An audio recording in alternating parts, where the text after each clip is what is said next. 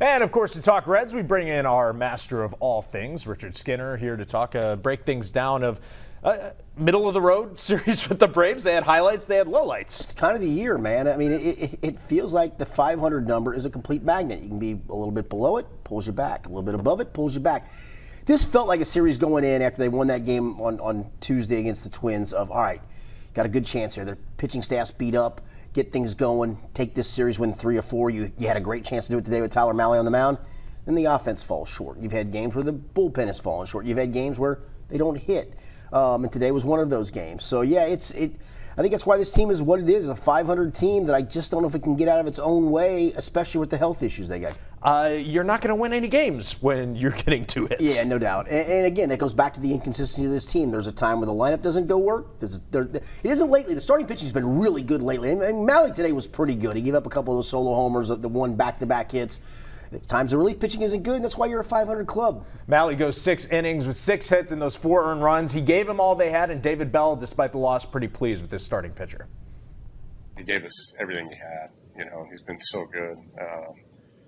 Got us deep into the game, gave us an opportunity to win the game. A couple pitches really here and there have been a totally different day. Looked like on his secondary pitches, I have to confirm that to be sure, but probably more so on that than his fastball. But main thing is he gave us everything he could today.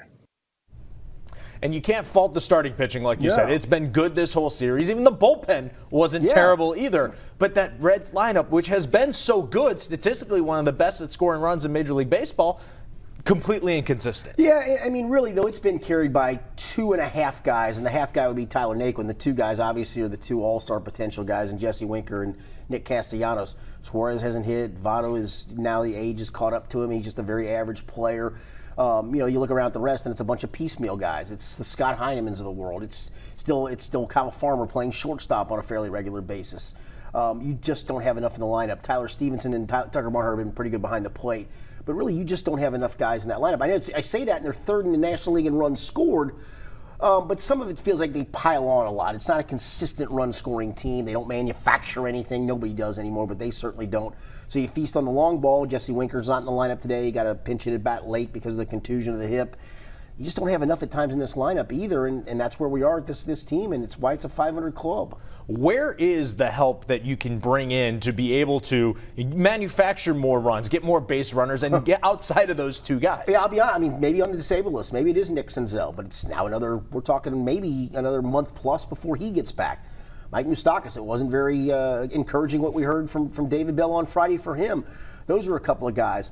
Maybe it is, and I hate to keep harping on this because it's not a knock on Tyler Naquin. I love the guy. What a great signing, and the Reds deserve credit for taking the chance on him at a cheap price, and he's paid off.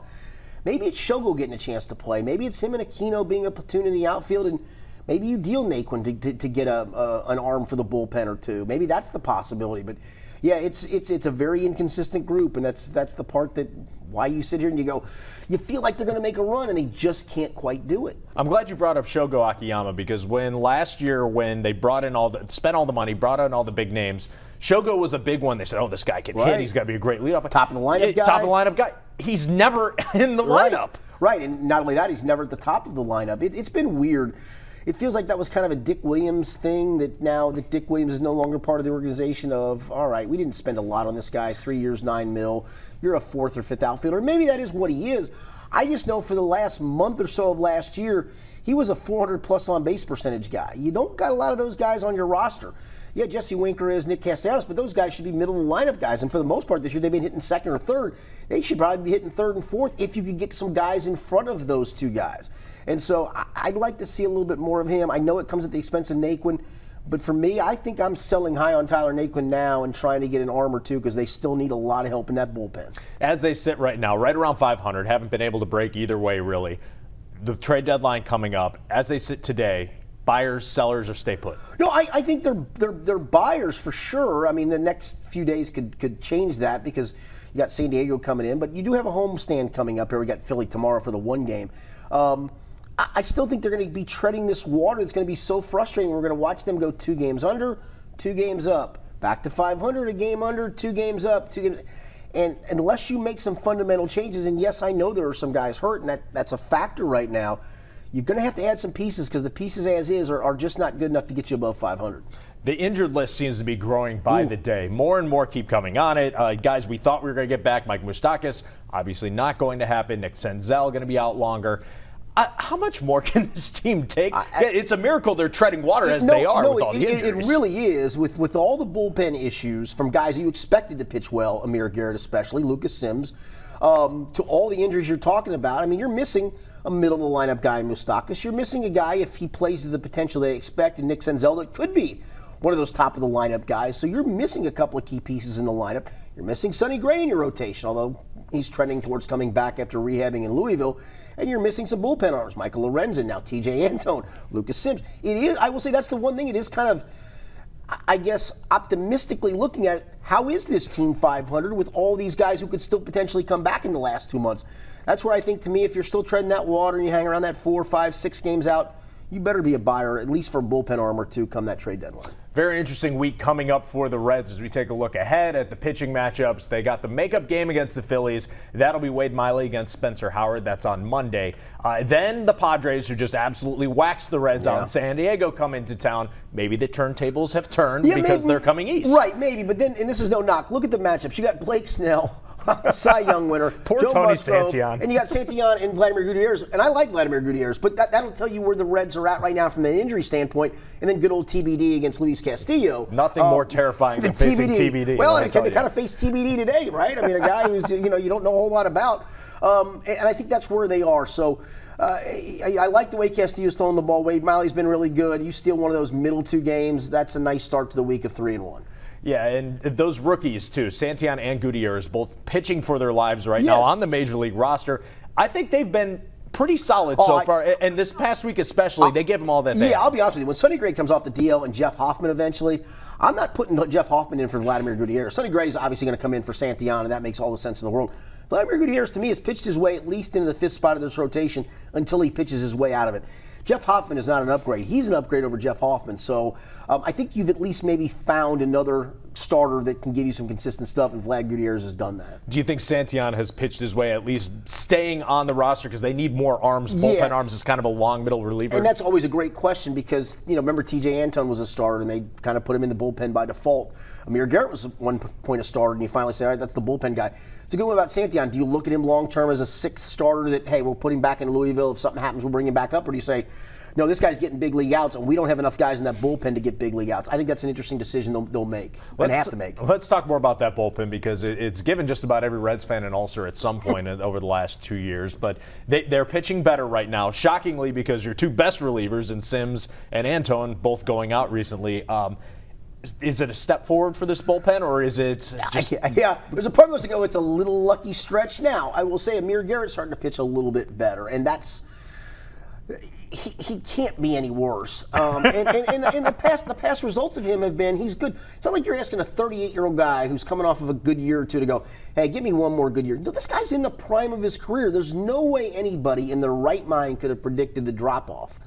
But then you can also look to the flip side and go, all right, if he fixes it, he's the guy who got a lot of people out, is a really good, back end of the bullpen type of arm. I think that's the encouraging sign, but I need to see more than an outing or two. This needs to be a 2-week stretch of, hey, he's back to his dominant self. Lucas Sims going on the injured list. I don't think a lot of people, even David Bell, didn't sound overly concerned. Just like, hey, All-Star break coming up. We're going to need him. Shut him down for a little bit. The Antone injury, though, seems to be way more concerning because they thought he was good. Right. He came back. He just didn't have the same stuff. The spin rate is way down. You said it. I wasn't going to bring it up. But no, it's spin rate's way down. Wonder why. Yeah, no. He just hasn't looked the same, and now he's back on the injured list. Yeah, and it was a very quick, turnaround. He was activated on Tuesday. Didn't really throw the ball great, but it was his first game back. You give him a little benefit of the doubt. It was a game that Naquin hit the home run in, and then all of a sudden, boom, back on the DL. It does make you wonder, is he putting so much torque on that without sticky stuff and trying to get the spin rate back that it's affecting him? I don't want to point fingers because I don't know that. He's not been caught with sticky stuff.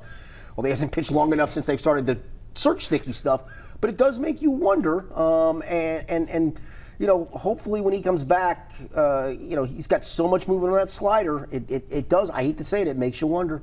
The rest of the guys like Art Warren and the rest of the bunch in the bullpen had a pretty good week. Warren, I guess it's just a next man up mentality for these guys.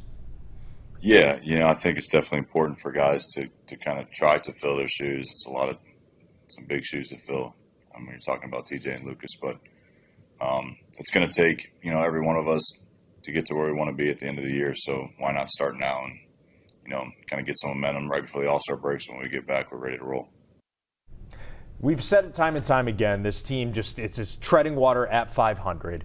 With the All-Star break coming up, what do you want to see out of them before they hit the break in that halfway point of the season to give you some sort of momentum and positive thoughts toward the rest of the season? Yeah, get this a game or two over 500. Get yourself within 4 or 5 games where they kind of are right now. I would feel good about that. Take a deep breath, start to evaluate some stuff, get some of these guys start to come back towards the end of July to August, towards that trade deadline, and try to figure out how to add a piece or two. I think this team is still capable. Milwaukee's run differential was going into today was +6. The Reds going into today was -6. And yet the Reds were 5 games behind. That's a difference of 12 runs, and how many games have they played? 70 whatever games? We're talking a minuscule amount of run differential between those two teams. So you really aren't that far out of it. Luckily for the Reds, the NL Central is all over the place. Nobody really wants to win it right now, and there's still plenty of time for them to figure all this out. Richard Skinner talking a little Reds baseball. Sports Authority coming right back.